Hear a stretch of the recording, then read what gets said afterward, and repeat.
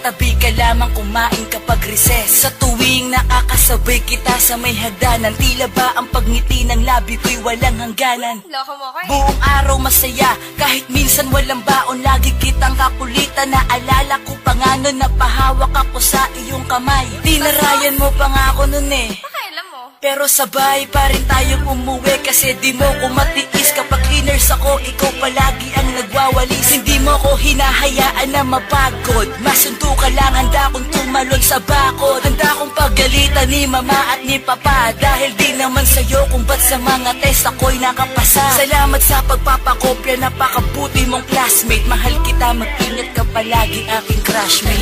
Alam mo bang sa bawat araw na ika'y nakakasama, di lang napapamahal na sa'yo ang aking puso. Laging nais kang katabi, labi ay puno ng ngiti. Sa tuwing sa classroom ako ay iyong nilalandi. First day of classes, nung una kang makilala, dun nasabi ko agad ang lubos akong pinagpala. Dahil sa mga pinapakita mong kabaitan, hayaan mo pag naging tayo, di na kita papalitan. Joke lang, baka sabihin mo naman ako'y mahangin, pero gagawin ko ang lahat basta mapasakin lang ang taong madalas kong kaharot at kakulitan. At parang asawa ko na kung ako ay pagalitan, okay lang naman yun sa'kin, kasi dun ako sanay. Yung tipong paggalit ako, humahalik sa'king kamay, nagbibigay inspirasyon kung ba't pasado mga quiz. Magkatabi kita, nakakapagsulat ng mabilis. Halos di ko naisip lumiban kahit may sakit ako, kasi sa mga mata mong maganda nakikita ko na malungkot ka sa tuwing ako'y wala sa klase. Kaya nga napaibig mo ako, ibang klase ka babae. Alam mo bang sa bawat araw na ika'y nakakasama, di lang napapamahal na sa'yo ang aking puso. Laging nais kang katabi, labi ay puno ng ngiti. Sa tuwing sa classroom ako ay iyong nilalandi. Ikaw talaga iskalante. Ang pogi-pogi mo talaga.